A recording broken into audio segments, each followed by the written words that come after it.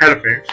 Last video में हम बात किए थे कि इरिगेशन क्या होता है, व्हाट इज इरिगेशन। ठीक है, इस वीडियो में देखेंगे कि इरिगेशन सिस्टम क्या है। मतलब हमको सोर्स से फील्ड तक पानी लेके आना है तो क्या सिस्टम होगा, क्या प्रोसेस होगा, उसको देखने वाला है। ठीक है, और एक बार फील्ड तक पानी आ गया तो मेथड ऑफ इरिगेशन देखेंगे, भाई साहब पानी को किस तरह से हम सिंचाई कर सकते हैं। ठीक है ना। अब तो सिस्टम ऑफ इरिगेशन में देखना क्या है, हमारे पास मान लो सिस्टम ऑफ इरिगेशन है, दो सिस्टम है हमारे पास, उसके पार्ट्स हैं।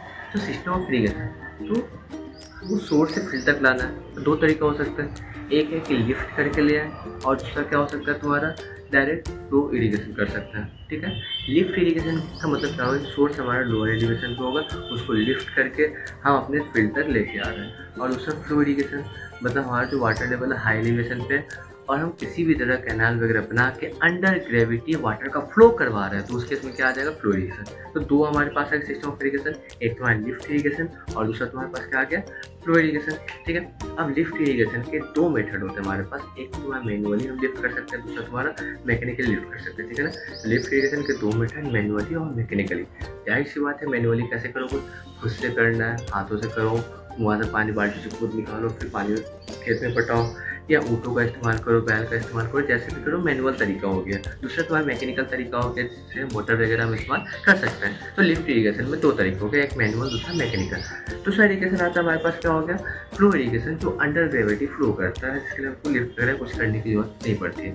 अब फ्लो इरिगेशन में दो तरीके आते हैं हमारे पास। ठीक है, एक तुम्हारा ऐसा इरिगेशन सिस्टम जिसमें सालों भर पानी रहे, उसको हम लोग बोलते हैं पेरेनियल इरिगेशन। और एक ऐसा सिस्टम जिसमें सीजनली पानी है, तो उसको हम लोग क्या बोलते हैं, फ्लोड इरिगेशन या इंड्यूलेशन इरिगेशन बोल देते हैं। ठीक है, तो एक तुम्हारा क्या आ गया, फ्लोड इरिगेशन, फ्लोड इरिगेशन, और दूसरा तुम्हारा क्या आ गया, पेरेनियल इरिगेशन।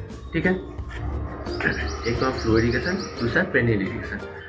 अब फ्लो इरिगेशन में देखो सालों भर पानी नहीं रहता, हम ऐसे रिवर पे डिपेंडेंट रहते हैं जिसमें कभी कभी पानी आता है, या सीजनली पानी आता है, जब बारिश हो उसमें पानी आता है। क्या हो सकता है कि सीजनल, जैसे गंगा जी हो तो हमेशा बारिश में पानी नहीं आता, लेकिन हाँ गर्मी के समय पानी आता है, उसमें पानी का लेवल बहुत अच्छा रहता है। ठीक है, तो ये सीजनल, इसके थ्रू अब कोई हम कैनाल वगैरह बना रहे हैं तो सीजनल इरिगेशन हो जाएगा।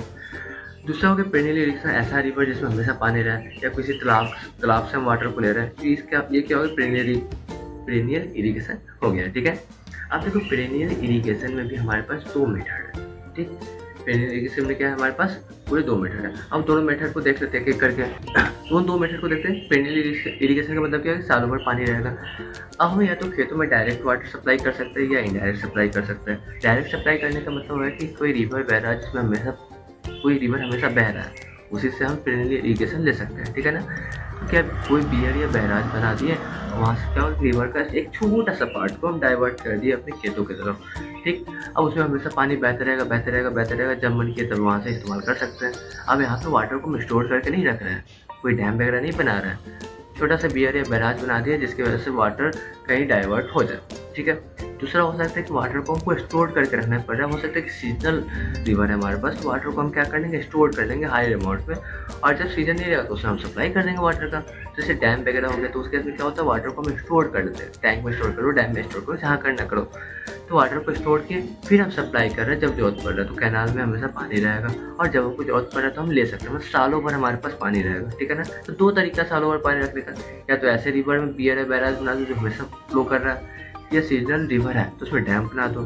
ठीक, ये दो तरीका है हमारे पास। तो अगर स्टार्टिंग से देखें सिस्टम, तो सिस्टम ऑफ इरिगेशन में हमारे पास क्या था, सबसे पहले सिस्टम ऑफ इरिगेशन, फिर इसके दो पार्ट, एक लिफ्ट इरिगेशन और दूसरा क्या था हमारे पास, फ्लो इरिगेशन, जो कि अंडर ग्रेविटी होता है। लिफ्ट इरिगेशन के दो पार्ट, एक तुम्हारा मैनुअल, दूसरा तुम्हारा मैकेनिकल।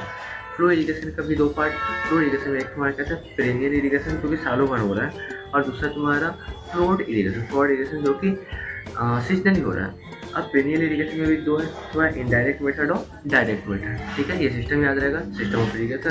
ठीक है, इसके बाद हम लोग देखेंगे मेथड ऑफ इरिगेशन, कि खेतों तक पानी आ गया है। अब पानी आ जाने के बाद कुछ मेथड्स होते हैं, अलग अलग पेड़ पौधे के लिए अलग अलग पेड़ पौधे के लिए अलग अलग इफिशियंसी के लिए अलग अलग मेथड इस्तेमाल किया जाता है। ठीक है, अलग अलग, अगर हमारे पास खेत का एलिवेशन सही नहीं है तो उसके लिए अलग मेथड इस्तेमाल करते हैं, कहीं पानी की कमी है उसके लिए अलग इस्तेमाल करते हैं। तो इसको हम लोग किस में देखेंगे, मेथड ऑफ इरिगेशन में। ठीक है, इसको देखेंगे किसी और वीडियो। Thank you.